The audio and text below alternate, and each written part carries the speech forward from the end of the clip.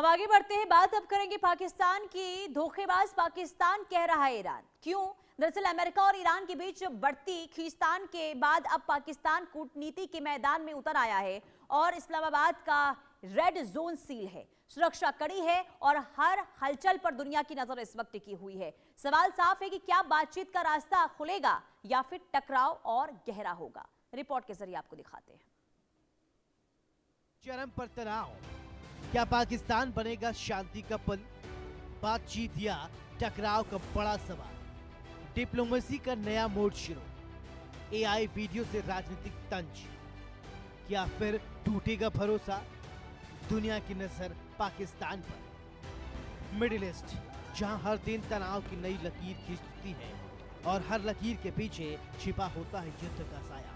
America और Iran के बीच दशकों पुरानी दुश्मनी अब फिर से उस मोड़ पर है जहां या तो कूटनीति रास्ता बनाएगी या टकराव इतिहास लिखेगा।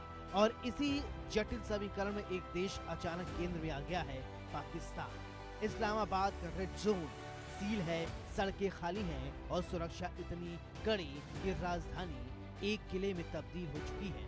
सवाल बड़ा है, क्या पाकिस्तान सच में दो वैश्विक दुश्मनों को एक टेबल पर ला सकता है? ईरान अमेरिका जंग, क्या है ताजा हालात? अमेरिका ने रूसी तेल की छूट को 30 दिन बढ़ा दिया। ये फैसला करीब 10 देशों की मांग पर लिया गया। अमेरिका ने पाकिस्तान की अपील पर सीज फायर को बढ़ाया। ईरान ने किसी भी तरह के सीज फायर से इनकार किया। ईरान ने कहा सीज फायर तब संभव जब नाकाबंदी हटी। IRGC ने होर्मुज स्ट्रेट में 2 जहाजों को जब्त कर लिया। ईंधन कीमतों के चलते 2000 उड़ानें रद्द। ये कहानी सिर्फ राजनीति की नहीं, भरोसे की टूटने और फिर से जुड़ने की कहानी है।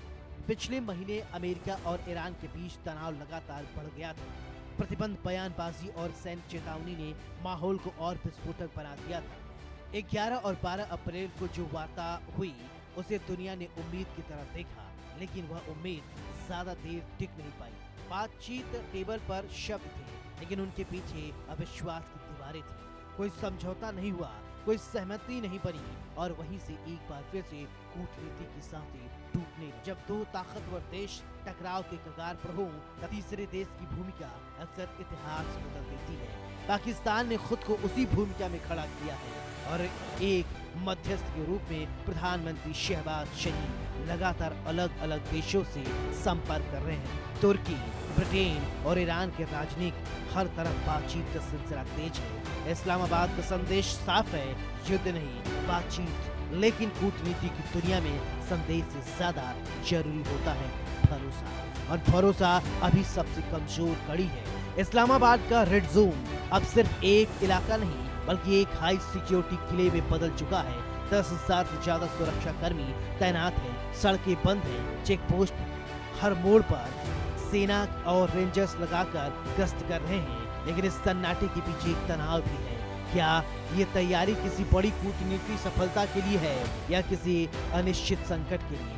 अमेरिकी राजनीति ने इस पूरे घटनाक्रम को और जटिल बना दिया है। डोनाल्ड ट्रंप का दावा है कि सीज फायर पाकिस्तान की अपील पर बढ़ाया गया है।